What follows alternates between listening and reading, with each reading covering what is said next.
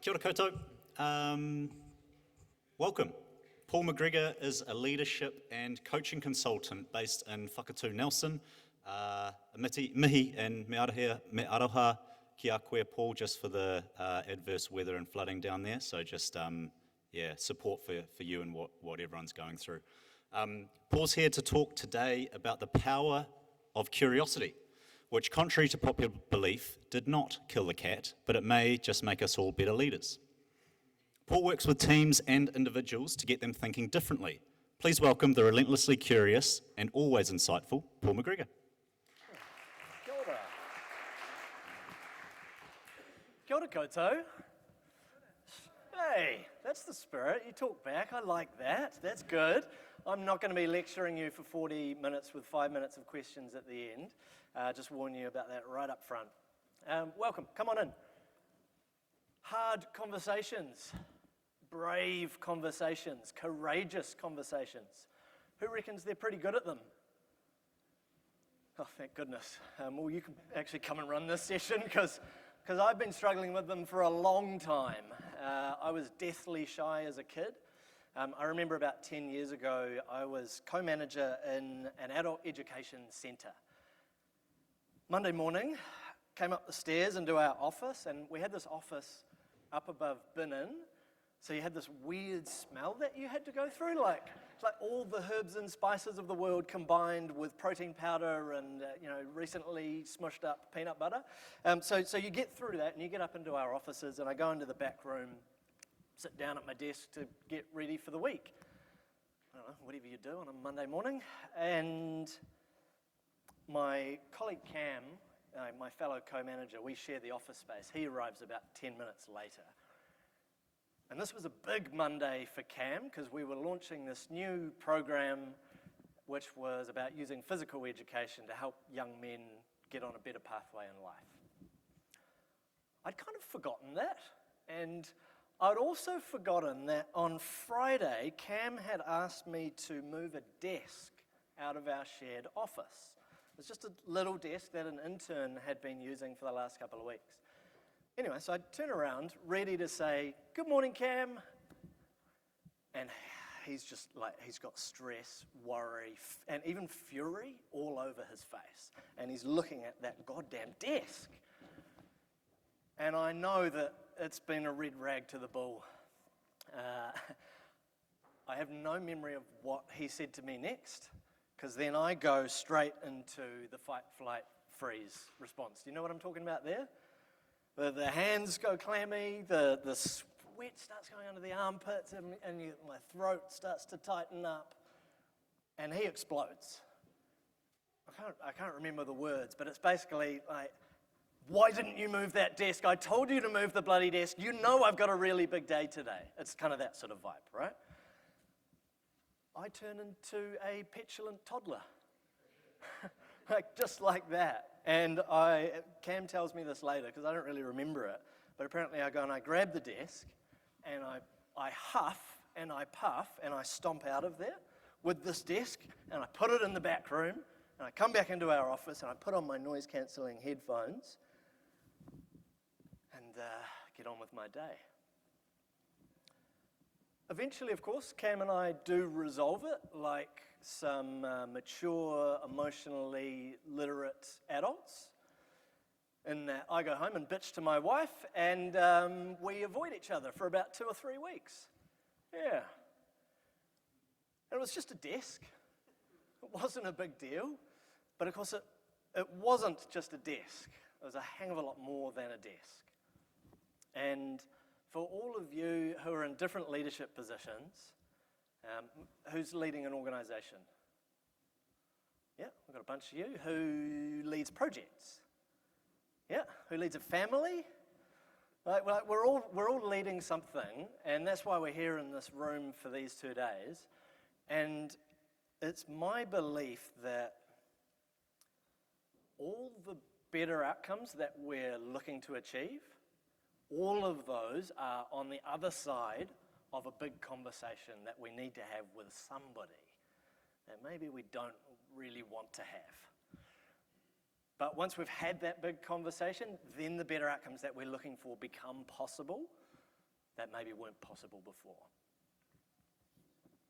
So, in the next 45 minutes, I want to explore this a little bit with you. Who's been in a session with me before? Oh, only 2, 3, 4 of you. Well, g'day, welcome back. It's not going to be me talking straight at you, but it's also not going to be a training workshop. Like, I'm not going to put some worksheets in front of you. We're not going to have a role play. There's going to be a little bit of conversation from me and a little bit of conversation amongst you as well in your tables.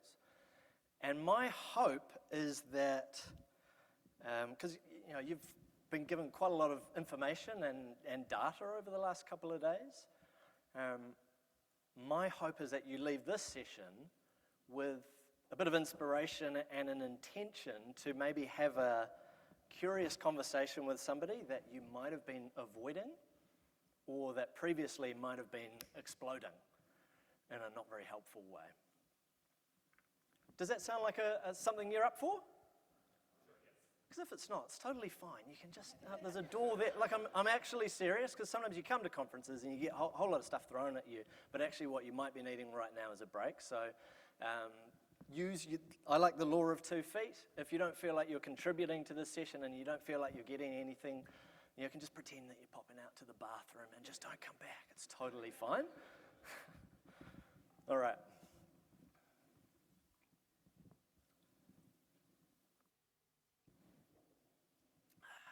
So, I've written this question up on the board. How do you feel about hard conversations? I reckon we've done a little bit of a disservice for ourselves calling them hard conversations. And some people have rebranded them. They've gone, oh, no, they're not hard conversations, they're courageous conversations. Yeah. I don't feel very courageous at the moment.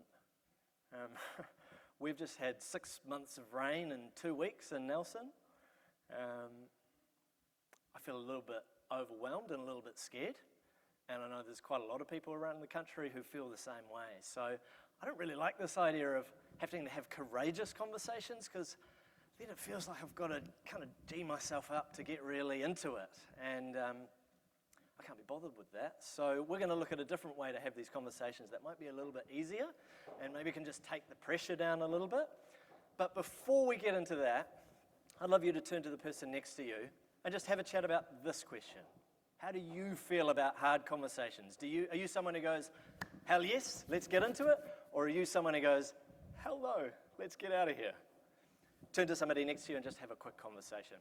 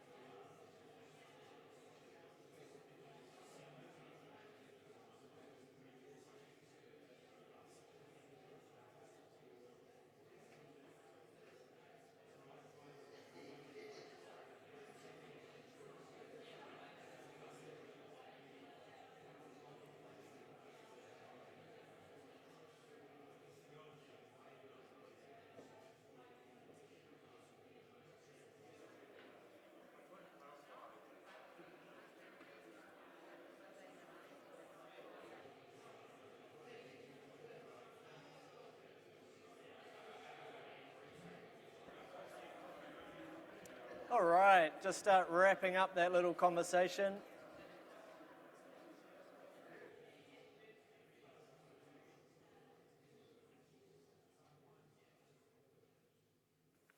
Oh gosh, you're a well-behaved bunch. I do that with my kids and they just tell me to sod off. This is great.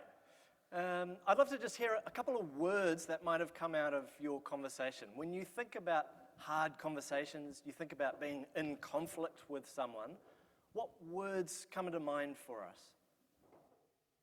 Just yell out. Yell. Avoidance? Yep. Context? Opportunity? Nice. Yeah, what else? What else? Preparation. Just yell them out. You don't have to pop your hands up. Bad news. Yeah. Ooh, what were those two? Vulnerability. Yeah. Empathy. Yeah. So there's lots going on when we're thinking about a challenging conversation that we might be having with someone. And I reckon conflict is a little bit like, the Goldilocks story. And I actually had to look this up because I'd forgotten the Goldilocks story, which seems kind of weird. Like, you hear it so much when you're a kid. But, Goldilocks goes into the house and she eats the porridge. Thank you. You're going to have to help me out. She has the mums first, or the dads first. And it's too hot. Yeah? And then she goes along to the mama bears, and the mama bears is too cold. I don't know why. Why is one bowl way? Anyway. And then she comes to the baby's bowl, and the baby's bowl is just perfect, right? And I think it's the same with conflict in a conversation with someone. If we've got too much conflict, it's too hot, that ain't good. And that's what we see on social media. We go straight from, oh, here's an interesting article, to that's terrible, I hate you, you're the worst person, local government's the worst, right? It just spirals down very quickly. It gets too hot too quickly. But also, equally, if we have something that is a simmering tension between us and we never talk about it, that's this baggage that we bring into the room around with us, and it's crashing into things as we're walking around our workplaces. It's causing one hang of a kerfuffle because we don't want to get into conflict. So actually, we need some. It's useful. If we rub our hands together, that's right. You can do it. I know you can rub your hands together. You got this, right? And you can feel that it starts to heat up. And there's a good amount of heat that we produce through that, what I call productive tension, where there's a little bit of friction. And there's not so much that my hands are burning and hurting, but there's enough that it's warmed things up, that actually we're really getting to the heart of what matters. So, just to kind of help get this stuck into our heads, and then we're going to explore this a little bit deeper. When we're thinking about having a conversation with someone about something that's really important, that might be critical to your organization, it might be a really important relationship that you've got that maybe it's just gone a bit sour. It could be something at home that you need to have a conversation about something and you've kind of been avoiding it. There's two things at play. Sounds like they're playing hockey next door. I don't know what that is. We've got how intense is the level of conflict, yeah? And then we've got how valuable is it?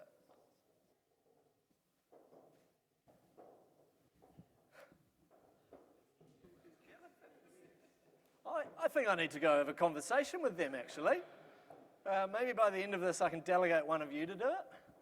And I reckon this was how I used to think about conflict when I was a kid, which was, it goes like this. In that, is that right? No, yes. Oh my gosh, I'm confusing myself. The less intense the conflict, the better, right? Like, I just wanted to avoid it at all costs. Thank you very much. But that's not how this is. And this is based on the work of a guy called Peter Condliffe, who's written a whole bunch of books on conflict. And he says, no, it's more like this, right? So if we're down here, and we had that word come out, I think it was over here somewhere earlier, avoiding. If we're avoiding the conflict that we know we need to get into, that's not very helpful. So this is avoided conflict. And I'm really good at this, especially at home. I'll find all sorts of ways to not talk to my wife or my kids about something that's really pissing me off. You know, you go into another room, I get busy with stuff. I'll go and cook some food that doesn't need to be cooked. I'll get the vacuum cleaner out, because then you can't even hear anyone. That's a really good way of avoiding it, I've found, just if you're needing tips on that. Yeah. Then, of course, we can go to the other extreme, where things are really unhealthy. Anyone good at that? Yeah, we've got one person who says, yes, actually, I am quite good at getting into unhealthy conflict. Yeah, kia kaha, brilliant. And it can be too easy sometimes.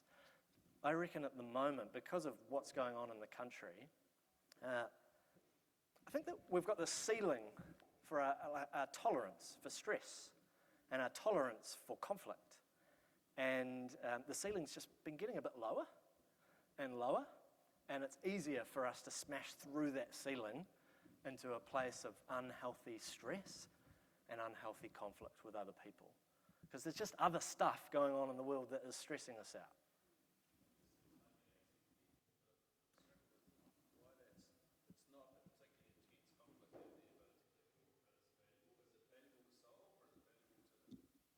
I think I've actually got them the wrong way around.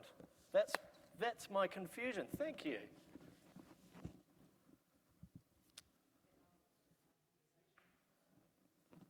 Yes. Thank you.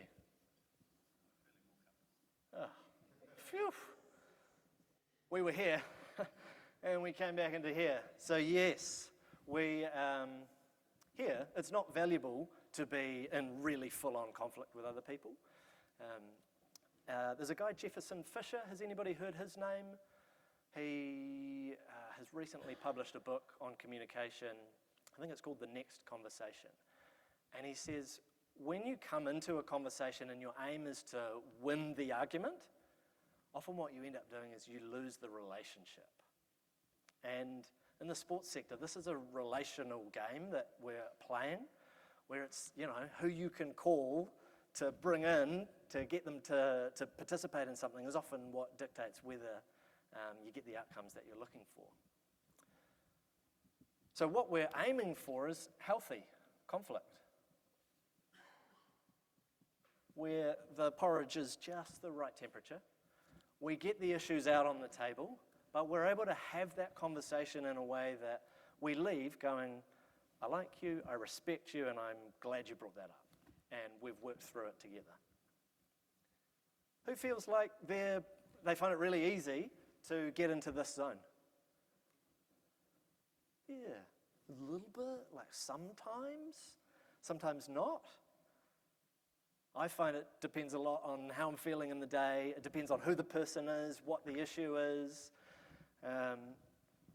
And my message for you today is that if you're avoiding conflict, you're not having the conversations you need to have to move things forward and really make progress, then often what's going to get us into healthy conflict is a little bit more curiosity. And the same thing if you're in quite unhealthy, toxic conflict. There's people at work who you're not getting on with, you're arguing with your ex, whatever it might be. Same thing, a little bit more curiosity is what's going to help us to get into some healthy conflict, where we're really going to get stuff on the table that we need to be chatting about. So, now that we've sorted out our axes, thank you, I'd invite you to jump into that same pair that you were in, where we had a conversation before. How is this playing out for you in your work? Are you mainly avoiding the conversations you need to have? Are you finding some toxic, unhealthy conversations, or is it mainly in here? How are things going for you in your workplace? Pair up with the person next to you and have a conversation about that.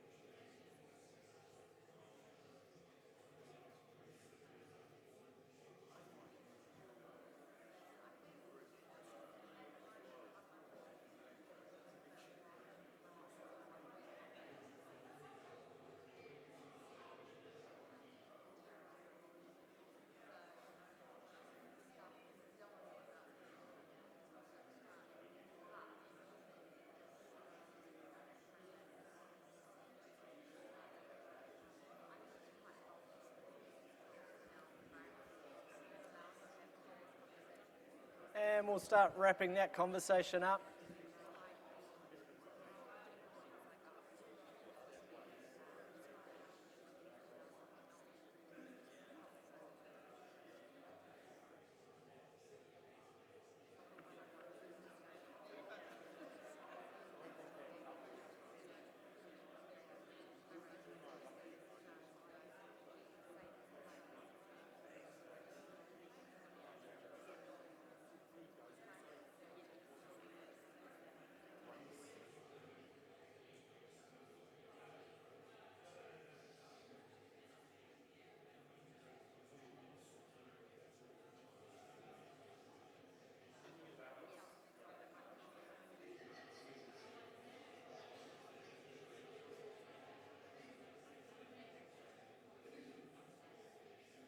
All right, 10 more seconds.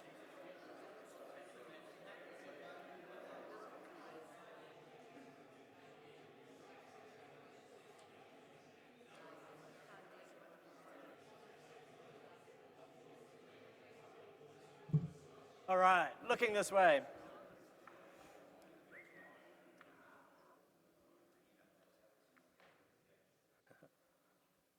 I saw some smiling faces and some laughing in that conversation. So I'm curious. I'd love to hear just from a couple of people. Were there any insights that came out for you about where you are and why you might be there? Yeah. Maybe not a word, but maybe a little question. You come up against people who don't want to have a healthy discussion.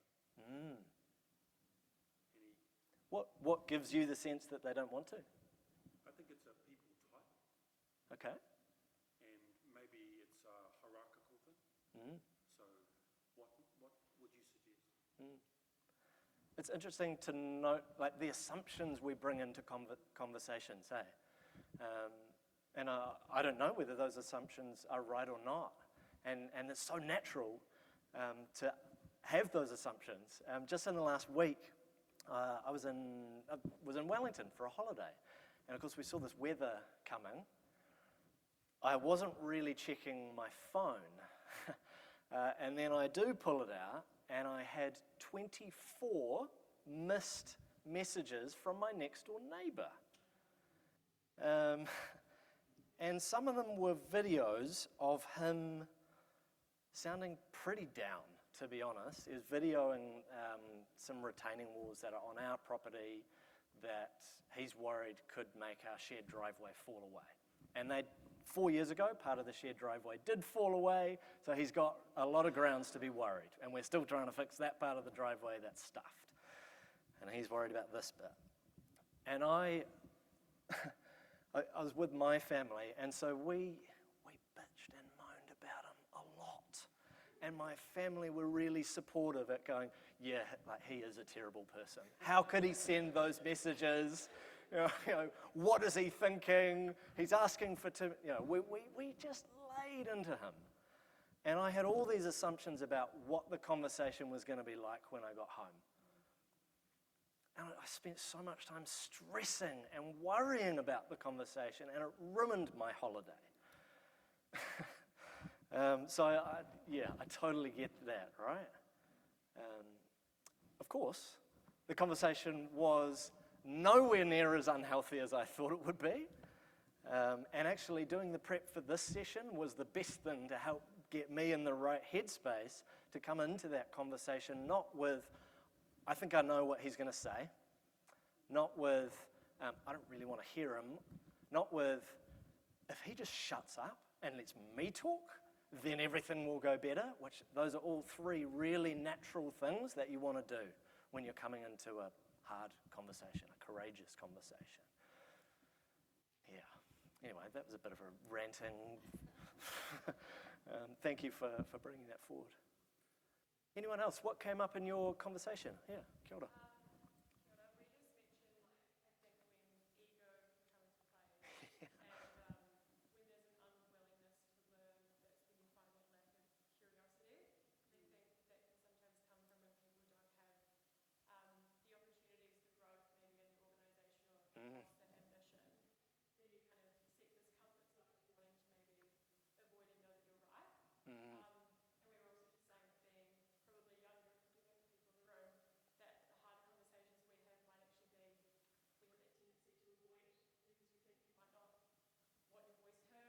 Yeah.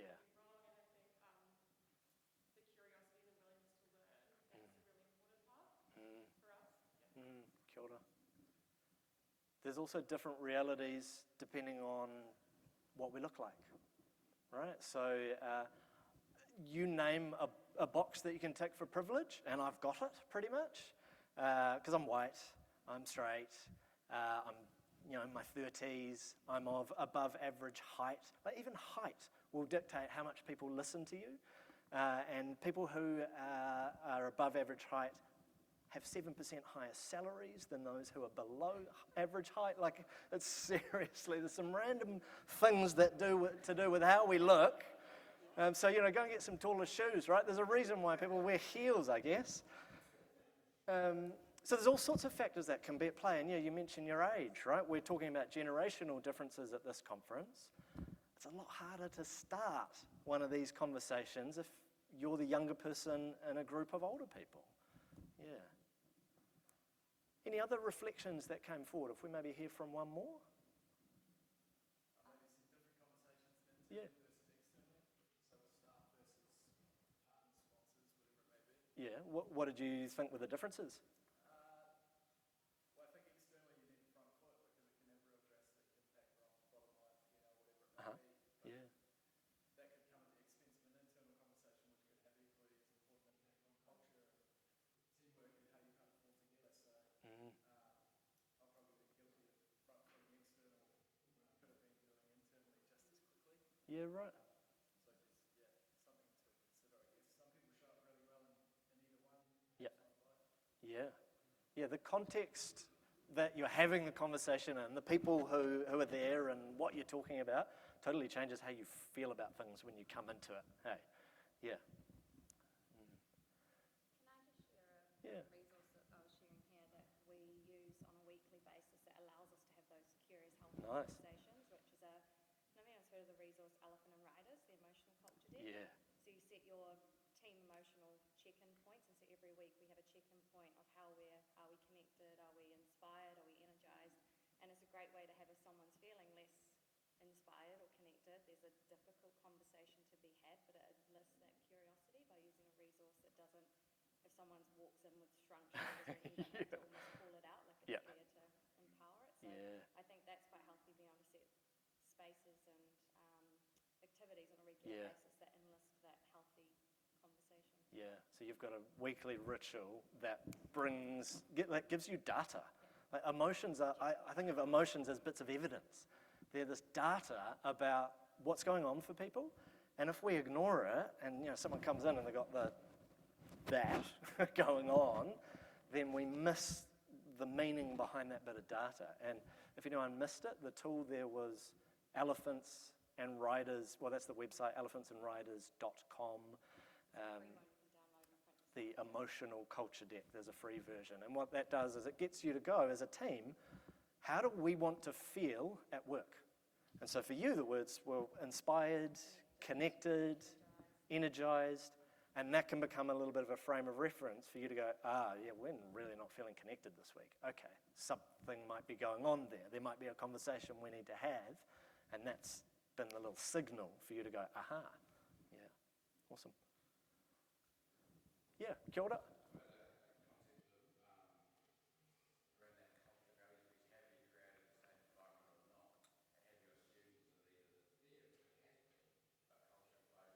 Yeah.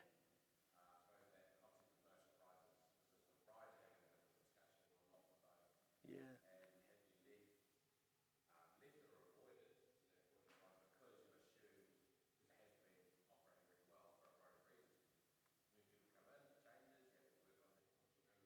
Yeah.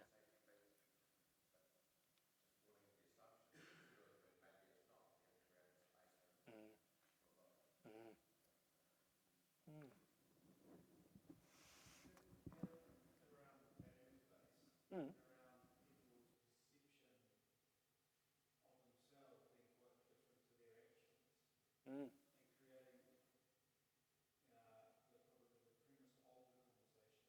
Yeah. The difficulty of navigating that, of that person's perception is quite different to the perception of people around them, Mm. tends to be the hardest conversation because it's actually blowing that person's Right. perception out of the water, right? Right. People can have a healthy conversation, but perceiving it quite differently.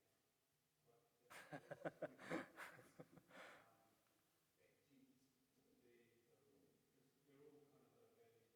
Yeah. People buy into that. Mm. Articulate that, then how do you navigate that conversation? Yeah. And as I'm sure you've heard at this conference, you might share the same value, but that doesn't mean you behave differently in accordance with that value. Yeah. And that's where you might then read into something that isn't there, that comes back to that assumptions piece. Something else you mentioned in there was, how do we get into the conversation? We've kind of been talking at a high level about this idea that it doesn't really matter what the problem is that you're having. Curiosity can be the solution, because when we come into a conversation with this perspective of, I want to understand you, I'm also interested in what's going on for me, that feels very different for people, and they receive it very differently from, hey, I've got something that I need to communicate at you. But getting into that conversation can be quite challenging. Does anyone find that? Like you've got a difficult conversation that you need to have, but you're going, how do I even get started? Does anyone find that tough? Yeah, yeah. What do we find tough about that?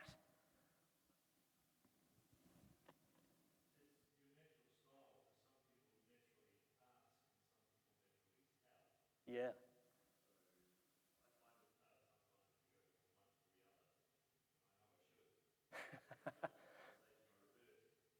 Yeah. Right, we all have these natural tendencies that we bring into conversations. I reckon there's kind of these 4 archetypes that can show up when we're in conflict with someone. And as I go through them, just see if you go, oh, yeah, that sounds a bit like me. I'm often that person. Or you might go, geez, yeah, that sounds like my boss, or that sounds like my ex, whoever it might be. I think the one that we often think of is someone who's like an activist. This is someone who has got an axe to grind and they're banging the table, right? And that's how conflict shows up. It's very loud, it's aggressive, it's angry, but it's also, right, it's where someone feels like it's unfair, right? That can really show up strongly in conflict. The activist. Does anyone go, that's me? Maybe. You're like, I want to hear the other 3 before I decide. And if that's you, then you might be an expert, right? And an expert goes, look, everything would be fine if everyone just listened to me, because I have done the research, I have read the papers, and none of you have, right? So I'm going to take up some space because I know the way forward, yeah? And that can really rile some people up, hey? But it's also super valuable because they have done the research. They have read the report, and that guy over there, me, probably hasn't read the report, right? Hands up who reckons they might be an expert. They might show up that way in conflict sometimes. Yeah, a little bit. Yeah, it's totally okay. There's no shame in saying that's me, because we all have a little bit of each of these in us. So there's the activist who really is strong on their values when they show up in conflict. There's the expert who thinks, look, we just need to look at the evidence. There's also, kind of similar to the expert, is the skeptic. And where the skeptic is saying, where the expert is saying, everything would be fine if you just listened to me, the skeptic is a little bit more like, everything won't be fine, but listen to me anyway. Because I've seen what doesn't work, and I want us to avoid that. And so they add heaps of value because they help us to avoid the landmines that happened last time. Their default thing that they're thinking through is, I want to minimize risk. I'm hearing a couple of hmms. Does anyone go, yeah, sometimes I'm a bit of a skeptic when I come into a conversation? Yeah. Yeah, I mean, thank you for even coming to this session, because you probably saw it and went, no, this looks like a load of rubbish. Yeah, I'm going to prove him wrong. Yeah. So we've got our activists, we've got our experts, we've got our skeptics. We also sometimes show up in conflict, and this is more me, as an observer. I'd be quite happy if I could just sit here and watch everybody else do the conflict thing, and if I could, maybe make some notes, and I'll notice the patterns. But if I don't have to say anything, that'd be great. Thank you. Yeah. Anyone feel like they're a little bit of an observer? Yeah, a few more people. So there's all sorts of different ways that we can show up when we're trying to have a courageous conversation, or I like to think of them more as curious conversations. And that can really influence how the conversation goes. So I'm going to write those up on the wall for you here. It's not a wall, it's a whiteboard. I'm having real issues with my whiteboard today. There we go. Can't draw my axes right. Don't even know that it's a whiteboard. And what I'd like you to do is to find somebody different to have a conversation with this time. And we're going to stand up and find somebody across the other side of the room. Goodness me, because it's a sport conference. It's an active recreation conference. And have a chat about, how do you tend to show up in conflict? And which of these 4 archetypes do you find really challenging to work with?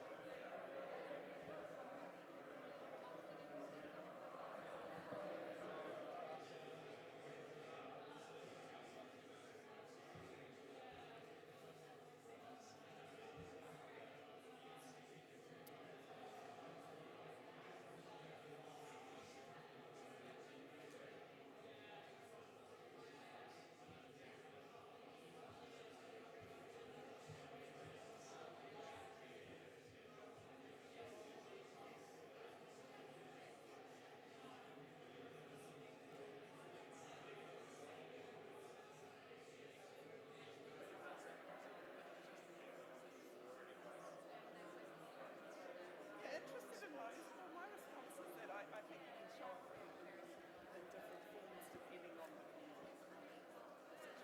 situation. But yeah, I'm always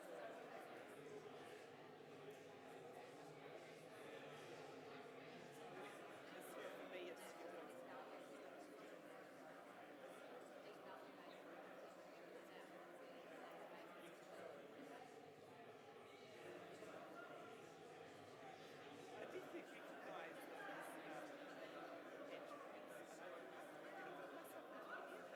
You don't need to. no, but you know what I mean? But I recognise them as dynamics. Yeah. Sit around a conversation at a table. So find it easier to make a judgment.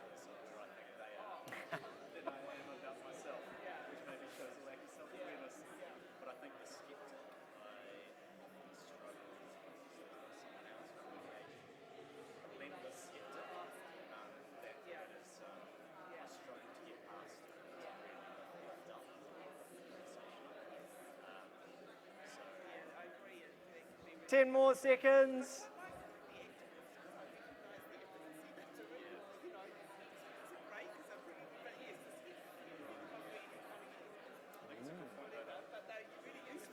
Yeah, they're all useful in their own way. Yeah. Being curious is, I think, recognizing that. Kia ora te whānau. I'll get you to wrap up that kōrero.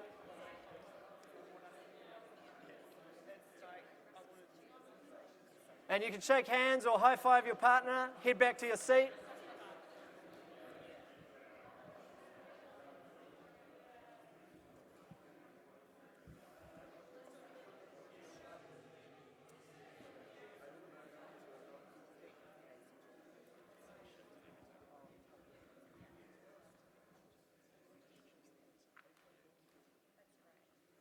So I overheard a couple of things, it's like, I can't choose any one of them because I show up as all of them. And this isn't about putting people into boxes. This is just about expanding our breadth and our depth of awareness about how conflict can show up. Particularly, right, if someone's quiet, they might have something to contribute. They might be disagreeing with stuff. And so as a leader, you can draw that out really helpfully. So yeah, it's not about putting people into boxes. I also overheard a comment of, it's much easier to pick what someone else is rather than to pick what I might be out of these. And that's totally natural as well. We are, however, fast running out of time. I've seen 2 people look at their watch just as I was about to talk about it. We've got 4 minutes left, and your bellies might be going, yeah, it's time for Kai. This guy needs to be quiet. So that's totally fine. We're going to wrap up pretty soon. My hope for you, as I mentioned at the start of today, was that you might leave here thinking, yeah, actually, there's a curious conversation that I'd like to have with somebody. And so, if there is, I'm going to give you one last thing which is going to help you to get into conversation with somebody, where your goal is to understand them and to be curious about what's going on in the situation rather than to convince them of your point of view. What can be really helpful? I call it the excuse to ask model. And it's shaped like a play button, sort of, otherwise known as a triangle. And so we need first an excuse to get into conversation with somebody. And this can be the hard bit, hey? Like you'd sit there and you'd churn over it in your head of, I really need to talk to Terry, but he's really grinding my gears, so I'm quite emotionally wound up, so I don't even know how to get into that conversation without just exploding all over him. So we need an excuse, and the excuse can be anything. This session could be your excuse. Hey honey, I've just been in this workshop on curious conversations, and I'm curious. Don't blame me if it goes terribly though, all right? This is not legal advice. Please, all of that, right? So we need an excuse to ask. And then we need to ask something rather than telling something as a way to open up the floor for them so that you listen first. And when we're asking that question, try and make it a what question. Because if I go, hey honey, why did you leave the teacup on the sink? How do you feel? Yeah, you feel defensive. And there's no way that you can ask a why question without sounding a little bit aggressive. Like even if I come up and a smile on my face, hey honey, why did you leave the teacup on the bench? Like it just feels sarcastic. Right? It just doesn't work. So we need to ask a what question. Hey honey, what's going on when the teacup's being left on the bench? It still feels a little bit. It's a teacup, mate. It's a desk. Let it go. So it might sound more like, hey, I went to this Curious Conversations workshop, and it's kind of got me thinking. I'm just really wondering, what's the best way to make the chores work at home? How does that feel? Does that feel okay? Do you feel like I'm about to... We're getting warmer. Okay, well, Goldilocks is starting to align. This is good. All right, so we need an excuse, and then we can ask a what question. What do you reckon the third bit is? Yeah, shut up. Yeah. And my little hack here is to count to 10. Count to 10. 10's quite a lot. I've got a 4-year-old. He's just learned to count to 10, so we're celebrating. He used to skip 7. And the reason why that's really helpful is because even if you've got good intentions, sometimes you just like to fill the silence. So you go, hey, I'm wondering, what should we do about chores in the home? Because, like I noticed the other day, actually, that you left the teapot on the bed, and now we're back into the blame game again, right? So ask the what question, and then just... And when I'm doing this, sometimes I genuinely do count to 10 in my head, because the other thing is you might say something, but you might not be finished, and then I interrupt, and suddenly we're kind of just in an argument rather than a curious conversation. So I'll leave that one there for you. Who's feeling like, yeah, actually, maybe I've got a curious conversation that I might need to have after this workshop? Awesome. You don't have to. That's totally fine. You might already have this stuff all figured out. If you do, please come and let me know how you've got it figured out, because this stuff, this stays with us our whole life. And often our effectiveness as leaders, as partners, depends on our ability to get into this bigger conversation about the stuff that really matters. And when we have that conversation, it unlocks so many other possibilities if we're able to do it in a way that's healthy, not toxic. So thank you for joining with me in this session today, for sharing your thoughts and your questions and your words and your concerns. If this stuff has been of interest, actually stop. I've got one last thing. This is the first time I've run this session, and I would love a little bit of feedback. Josh, could you help me to hand these out? Also on here, there are some questions inviting you to stay in contact with me. I've got a little curiosity conversations toolkit, which I can share with you if you're interested. And it's got all the models from today and just a bunch of helpful resources as well. Thanks, Josh. So if you're keen on that, you can tick that box. I also run training programs on this stuff. I've worked with a whole bunch of the RSTs, a bunch of NSOs as well, helping you to show up in conversations and meetings with a little bit less stress and a bit more impact. So I'll leave you to fill those out, and then we'll close off in a minute.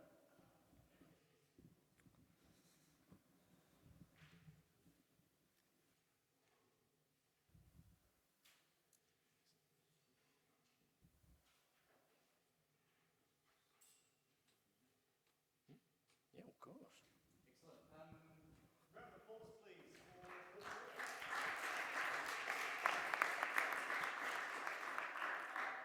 You are the ultimate professional as always. I'm going to start calling you the postman because you always deliver.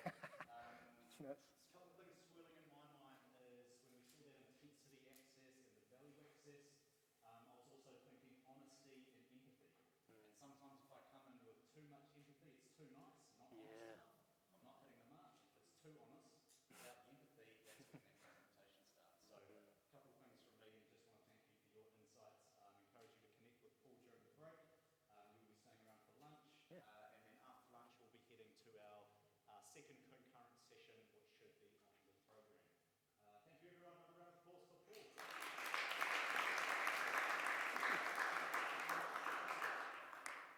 All right, it's Kai time.